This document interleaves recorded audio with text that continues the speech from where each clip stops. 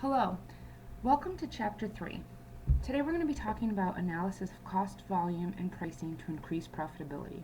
Again, this video will be split into two parts for length purposes. So we're going to talk about determining the sales volume necessary to break even or to earn a desired profit. So what does it mean to break even? Basically, your break-even point is where your revenues equal your expenses. So here we have a product called Delatine, a non-prescription herb mixture. The company plans to sell the product for $36 and it costs $24 per bottle. The company's first concern is whether it can sell at least enough bottles of Delatine to cover its fixed costs. So we're going to be looking at the contribution margin income statement in order to help us determine what the break-even point is in terms of number of units that we need to sell, as well as the number of sales dollars we need in order to break even. There's three different methods that we're going to be looking at: the equation method, the contribution margin per unit method, and the contribution margin ratio method. So let's start with this basic formula. As we know, our total cost equals our variable cost plus our fixed costs.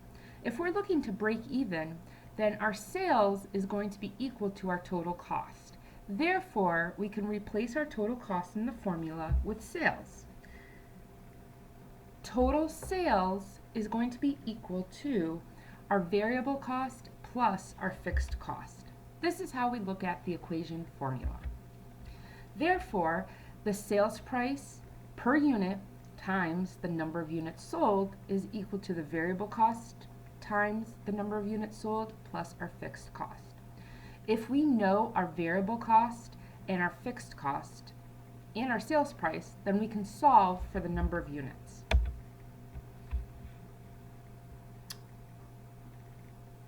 So let's look at this example. The cost of advertising is estimated to be $60,000, which is a fixed cost. We're going to use the formula to determine the break-even point in number of units. So we're going to break down the formula into sales minus total variable cost minus fixed cost equals our profit. Our profit is set to 0. Therefore, $36 is the sales price from the previous example times the number of units, which is what we're solving for, minus $24, which is the variable cost per unit, times the number of units, which is what we're solving for, n, minus $60,000, our fixed cost is equal to 0. Therefore, 12n equals 60,000 divided by 12 equals 5,000 units. Our break even is that we need to sell a minimum of 5,000 units in order to make a $0 profit at a sales price of $36, variable cost of $24, and fixed cost of $60. So let's look at this a little bit different. We know that our revenue is $36, our variable cost is $24. Therefore, our contribution margin is $12 per unit. We also know that our contribution margin, once we cover our fixed cost, anything above that is going to be profit. Therefore, we need to sell enough units in order to cover our fixed costs.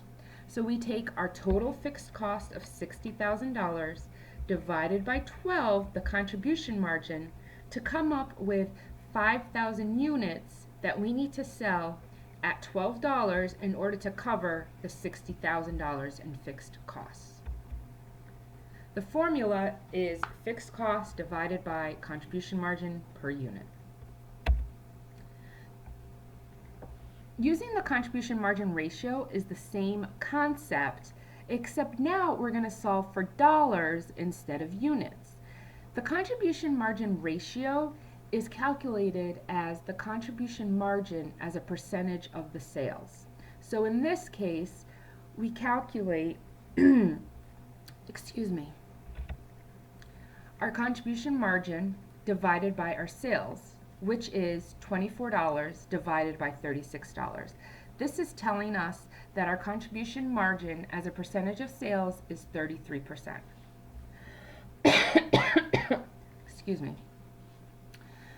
We can then take our total fixed costs divided by our contribution margin of 33% which gives us a sales of $180,000. $180,000 divided by a sales price of $36 per unit gives us 5,000 units.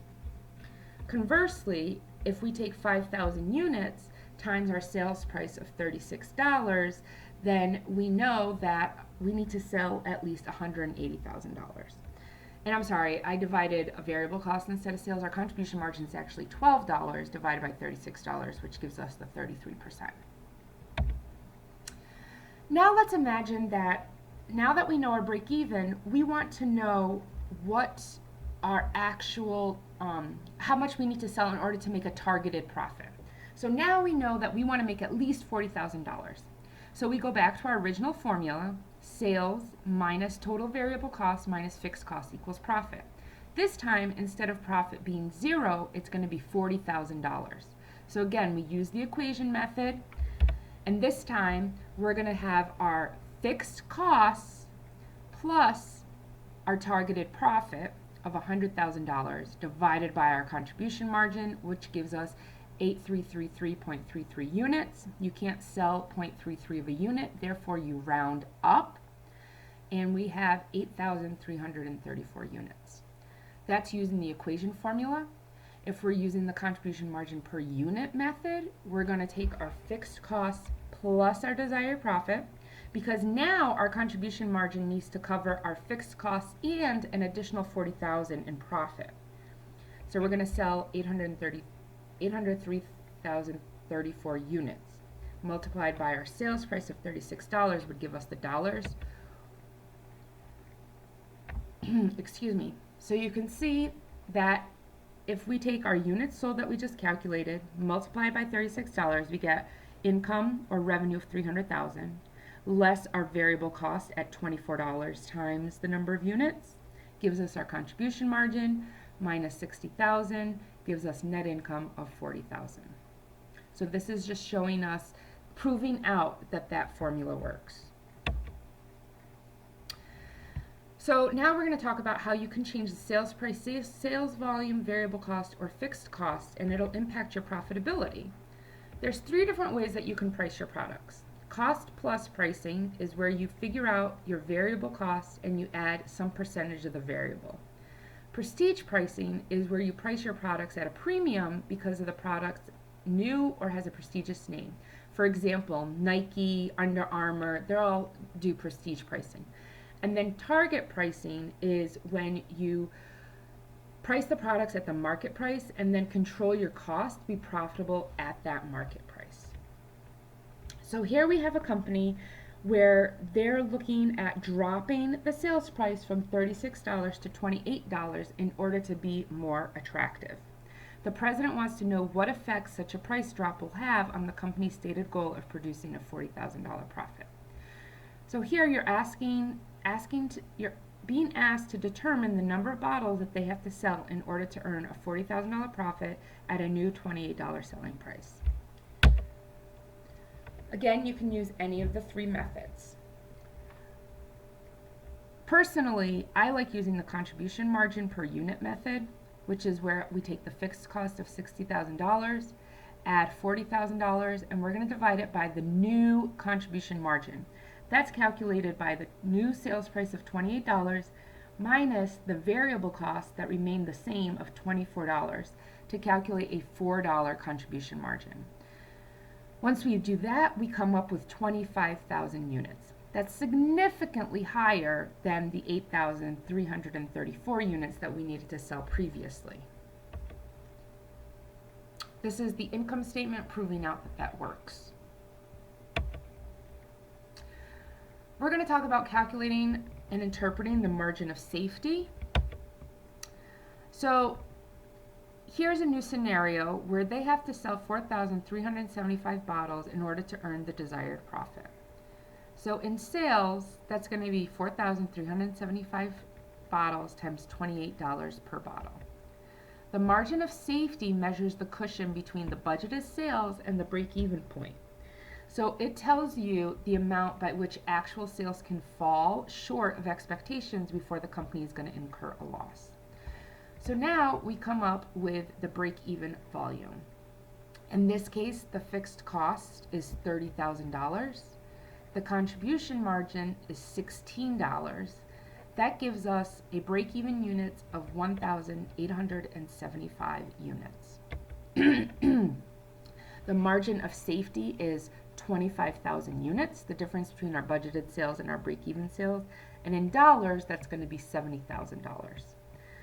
Again, you can look at a formula. Margin of safety is equal to your budgeted sales minus your break-even sales divided by budgeted sales. So our margin of safety shown as a percentage is 57.14%. I'm going to pause the video here before we move on to performing a multi-product CVP analysis.